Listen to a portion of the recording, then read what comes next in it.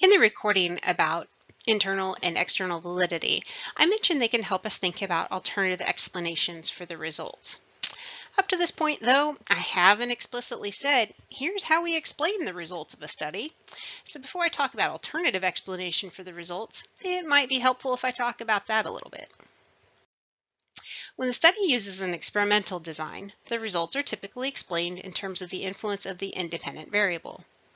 If the analysis indicates there's a statistically significant difference between the conditions when the scores on the dependent variable are compared, then we say that the difference in the independent variable caused a difference in the dependent variable.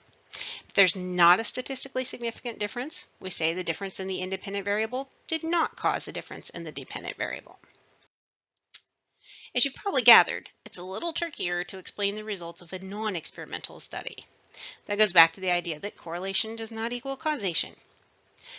Non-experimental studies use a variety of analyses. We use a correlation to talk through what we can say.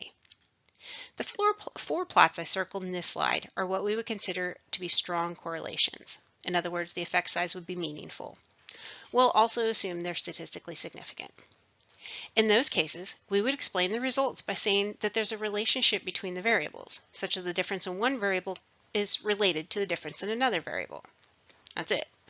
Since we don't know the direction of the influence or whether there's another variable that also influences the variation in the variables in the study, all we can say is that they're related. Thinking about the threats to validity helps us identify alternative explanations for both experimental and non-experimental studies.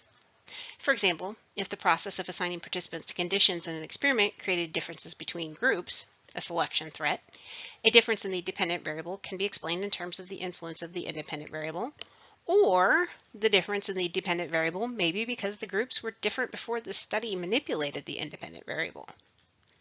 In experimental and non-experimental studies, sociocultural factors can create alternative explanations, particularly if the sample is not representative of the population. You might remember that Thinking Like a Psychological Scientist book discussed cultural differences in a number of cognitive processes, for example, and those differences could influence a number of variables in psychological studies. I have a feeling the overall idea I'm working with makes sense, so I won't go through each example in this slide, but you might find it's helpful to pause and think through each one. This is a continuation of the information about alternative explanations that relate to the threats to validity. One thing you might notice is that the alternative explanations are applicable whether or not the hypothesis was supported.